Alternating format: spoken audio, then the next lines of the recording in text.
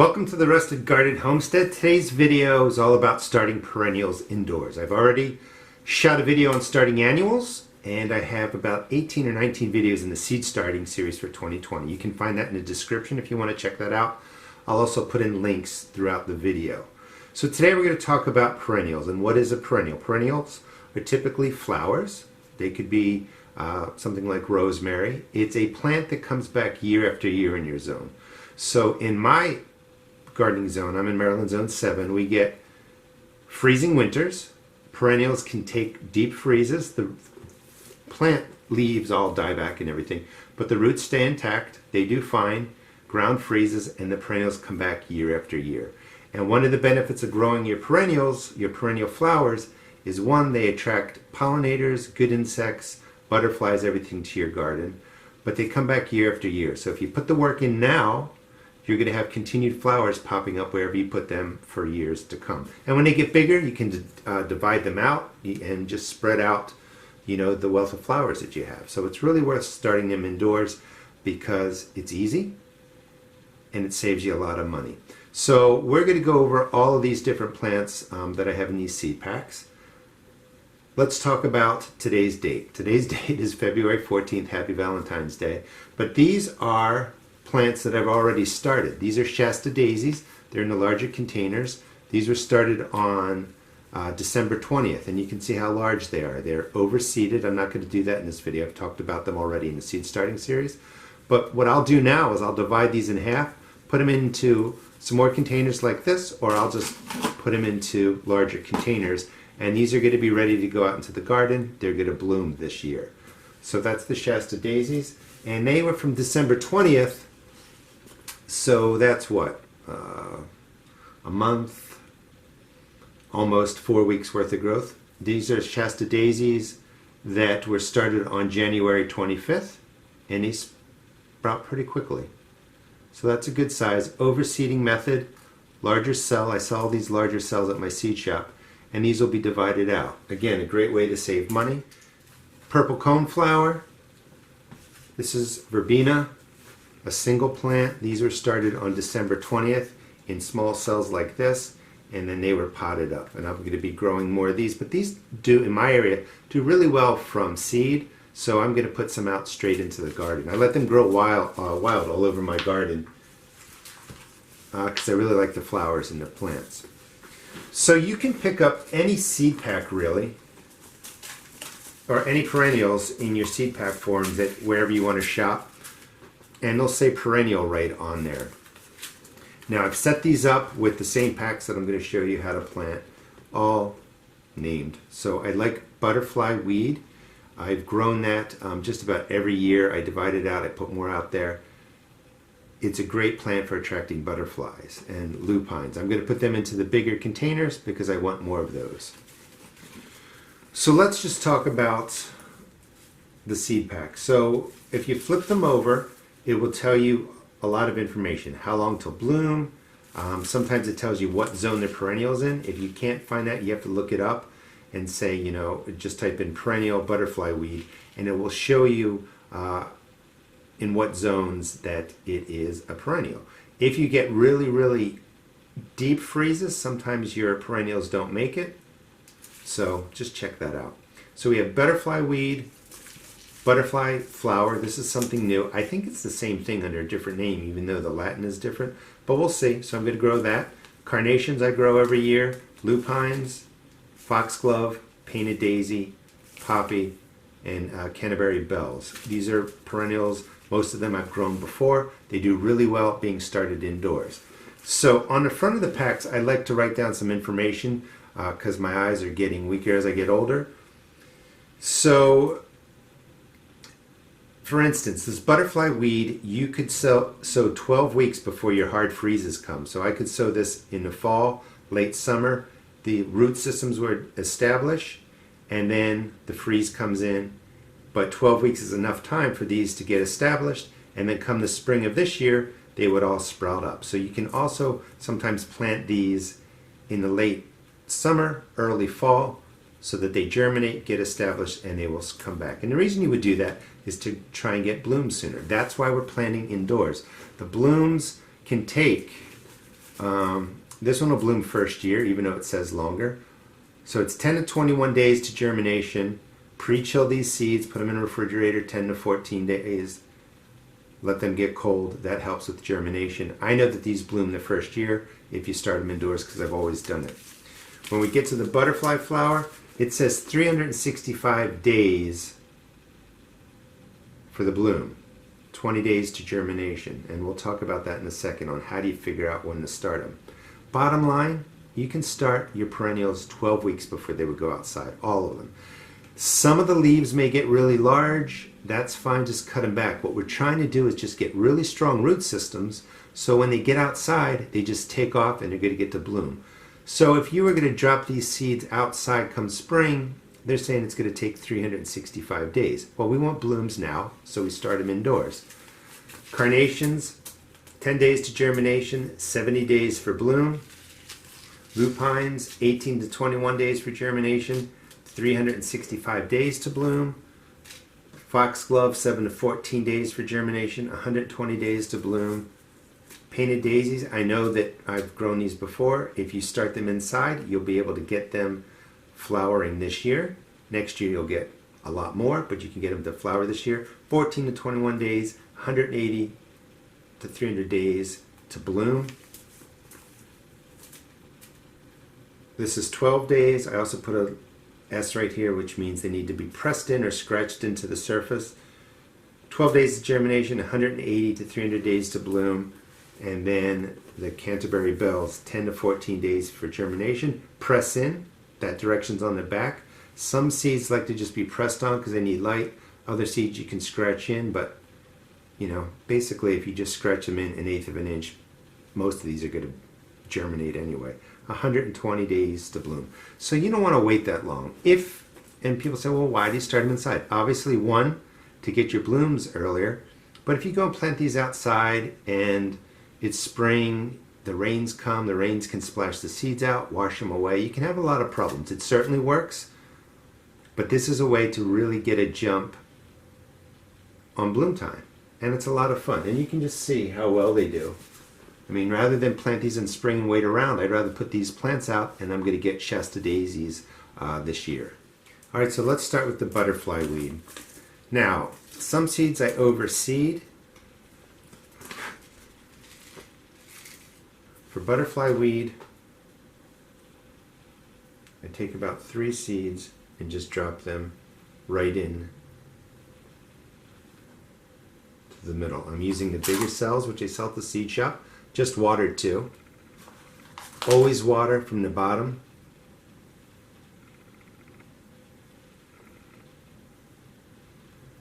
And you could thin these if you want. I'm just going to leave 3 plants in there, or 3 seeds in there, and if all 3 plants come up, I'm going to keep them. You don't want to just put 1 seed in, because if it doesn't germinate, you're waiting around. So worst case is you divide them up. So about 1/4 of an inch down, I will link in the playlist for the seed starting indoors, which will show you how I prep all the seed starting mix, how I set up the cells, and I just press them in about 1/4 of an inch deep. Don't stress over the depth. And then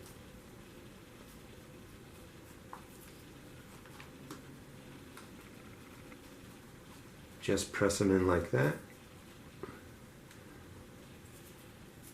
And then you have a nice solid starting base for the root systems to develop. And that's all you do for the butterfly weed. The lupines, these are really large seeds. Let's see if we can get them open. And these are best actually if you soak them for 4 to 6 hours before you put them in, but you can do them this way. Well, that one went right into the cell. So you're going to want to thin these down. So I'm going to put in, or split them. In the bigger cells, you can split them. The root systems get so massive that you would just divide right down the middle, pull them apart, and you got 2 plants. And they're larger seeds, so I'm putting 1 on each side. And the whole idea with using larger cells is that you can keep the plants in there longer. If you have the room, you can just start them right in these bigger containers. You don't have to start small. The reason you would start smaller is because you're just germinating a whole lot and you want the light to cover these on the smaller cells. If we started everything in here, we're going to need a lot more room of light coverage to take care of all the plants. So for germination, I like to have them in a little space like this. All right, let me put these seeds back in here. Didn't drop a single one. Press them down, 1/4 inch.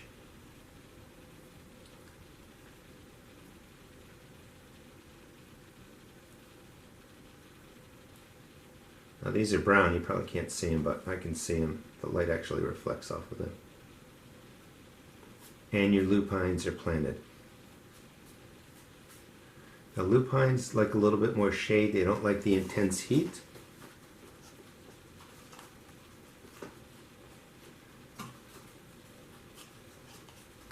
And your lupines are planted. Foxglove is one that I overseed. It says 120 days to bloom. They will certainly bloom this year. And again, starting time, I mean, on the backs of the pack sometimes it tells you, but I really, recommend starting these at the earliest 8 weeks. At the latest 8 weeks, but you can go 10 or 12 weeks and just get them growing. They're perennials. It's not going to hurt them to have more grow time indoors. Extremely fine seeds. A large pinch, I can't even say there's at least 20 tiny seeds going in here. I will divide these up. I will divide them up again. Some of the plants might die off, that's okay. No point in just using a single seed, getting one foxglove and then putting it outdoors and you spend all this time. Grow a nice cluster like this. A foxglove will look something like that. When you get taller, I'll keep dividing them and putting them into larger containers. As it gets warmer here and I'm dividing these, I'll transition them outside. So I'll be dividing outside too before they go underground. And you just get, obviously you get dozens and dozens of plants from seed starting using, this method. You could just press them in there so fine, but just scratch the surface. And now you have your foxglove in there, digitalis. And they're actually a plant you should not eat and your plant shouldn't eat. They did or they used to, but they use it for medicine for your heart and it can cause problems. And that's the foxglove, all set up and ready to go. Next are the carnations. Carnations are some of my, we'll get rid of that, that's not going to fit. Carnations are some of my favorite perennials. Let's see if I can get that open. Their seeds kind of look like chive seeds. I'm going to put, 6, 8 seeds into a space. These will get divided up. I love the red color of the carnations.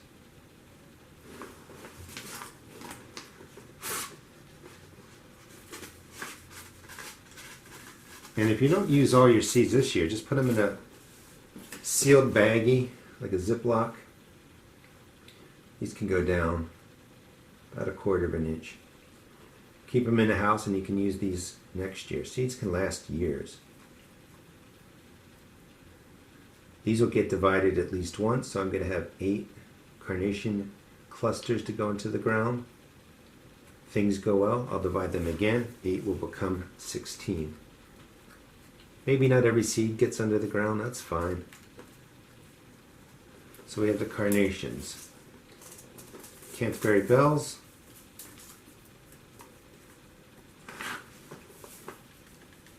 Really fine seeds. It says on here, press them in. So when you have to put seeds in that are going to be pressed in, and it's important to check the backs of the seed packs. It'll tell you any kind of important instructions you need to follow. So press in the surface. Press down the seed starting mix. Have a nice firm surface. And then we're just going to take quite a few, 10, 15 seeds into a space like this. And just sprinkle them onto the surface. These again will be divided. And I think you're getting the idea that with these perennials, you don't have to just do a single seed, press them in. You can plant and germinate them just like this, overseed them, divide them up, get yourself a lot of plants.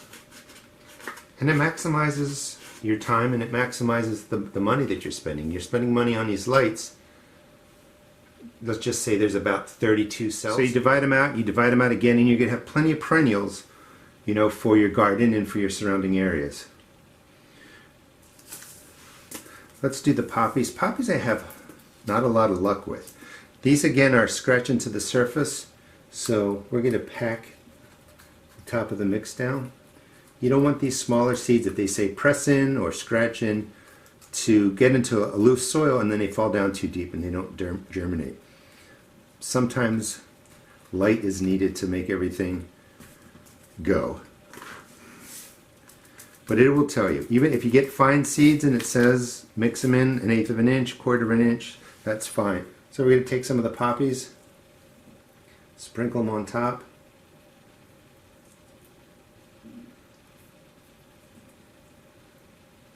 And what I want you to take away from this is that we're not growing single plants. We're not growing for great green growth, although you'll see that they'll do really well. We're growing for established root systems, and we want the plants to think that they're older. And then when you get them out into your yard, instead of waiting 365 days, 180 days, 120 days, they're going to bloom the first year for you. So this says scratch them in, and that's all we're going to do. Not sure what the difference really is between press and scratch, because the light penetrates in here. And then I just move it around, press them in. And those are the poppies. Now the butterfly flower we're going to skip because it's the same planting as the butterfly weed over there. And painted daisies, I highly recommend. Some of my favorite larger seeds. Get them all out. And I just take 4 or 5 seeds and put them into each thing.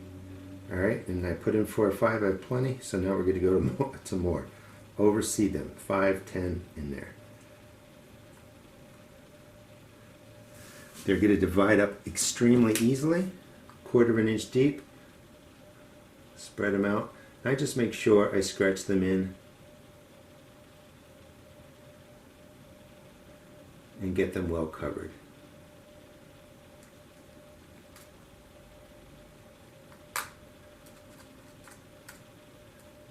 The painted daisies can take 180 to 300 days, so start these a good 12 weeks. So that's the other thing I want to stress. It's not so much how to plant them, it's just the prep time. Get them started really early, 12 weeks early, let them grow.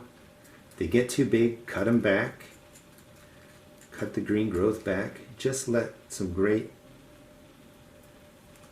root systems establish. And you're going to love the perennials. So this is my 2nd year on the property, so I'm really upping sort of my perennial game so that I get more color and more flowers every year, and I don't have to worry about them. I plant them, let them grow. When they get larger, I divide them, spread them out. All right, let's talk a little bit about lighting, watering, and feeding, and then hopefully give perennials a try. So watering is always done, or at least I recommend it, from the bottom. And again, check out the playlist on my 2020 seed starting series. It'll explain all that. You just fill it up about 1/4 of the way, put your cell in there. All your cells have holes on the bottom. All your containers should have holes on the bottom, and they will absorb the water and wick it up. And you can see how it's light brown right here. That means it's dry. The cells over there are dark brown, they're saturated. You know to water when the tops of your seed starting mix lighten up and get to a really light brown. After the whole top of the cell is a light brown, wait a day or two, even 3, because the tops dry first. There'll be plenty of moisture down at the bottom there. But you want the tops to dry because it really helps deal with mold and fungus problems by letting the tops dry. So again, you just water once your soil goes from a dark brown to a nice light color. So fertilizing can be kind of tricky because these are all going to germinate at different times. But the key to fertilizing is to really use a super diluted water-soluble fertilizer. Try and take the NP and K down to a 1-1-1 NP and K. You don't want to use full-strength water-soluble fertilizers ever on your seed starts. You'll damage them. So let's just say after the plants germinate and they get about, I don't know, 2 weeks worth of growth, you can give them your first light feeding. And while they're small, about every 2 weeks. As they get larger, more frequently. But just keep an eye on them because you're using a low dose of a fertilizer. If they start to look a little yellow or they don't look healthy, just give them a little more fertilizer. Just don't overdo it. You can't pull away excess fertilizer, but you can always give them a little bit more. And that really takes care of the watering and the fertilizing. That's all you need. We'll get to the light in a second. So for lighting, they're going to slide right into here, about 3 inches above the seed starts. I'm not going to do that now because I can't pick it up with one hand. It's kind of heavy with the water. Now, if the average germination time, say for these plants, are 10 to 20 days, you can leave them out from under the lights for like 5 days. You don't want to miss germination, but if they're not going to really germinate for 10 days or so, you know, keep them wherever you want for 5 days if you don't want to turn your lights on. But on that 5th day, slide them under there. They're in early, but that's what you want. If these germinate and you're kind of holding them to the side, waiting till they break the surface, and you miss a 24-hour period, they're going to get leggy and tall. It doesn't matter so much with perennials, actually, because you're growing them for a long time and you're wanting the root systems to develop, but it's just not worth it. Get your plants under the lights before the seeds pop. I put everything on a timer. It makes it nice and easy. I can just walk away. You want to leave the lights on for germinating perennials for 16 hours, lights on, 8 hours off. After everything's germinated, they've been growing 14 days or so, you can turn the lights down and have them on 12 to 14 hours and have a dark period of 10 to 12 hours. That's all the setup you need to do to get plants that are going to look just like this. Remember, these were seeds started on 125, Shasta Daisies. These were started on 1220, divided once, put into these containers. You can pick these up at the seed shop that I have, and look how nice and healthy they look. You know, and I like to go over the cost. So these will get divided one more time, 12 plants. These will get divided at least once. Another 12 plants, 24. These have been divided already. They're not going to get divided again. That's 30 plants, 2 over there, 32. These will get divided, say 34 plants. You'd easily pay $2, $3, $4 for these perennials once they get to size. And what is that? You know, $90 to $120. And this really cost maybe $15, you know? So you're going to save a lot of money. It's a lot of fun. Set yourself up a grow light station like this and have a good time while you wait for the warmth of spring. Please check out my seed shop at therustedgarden.com.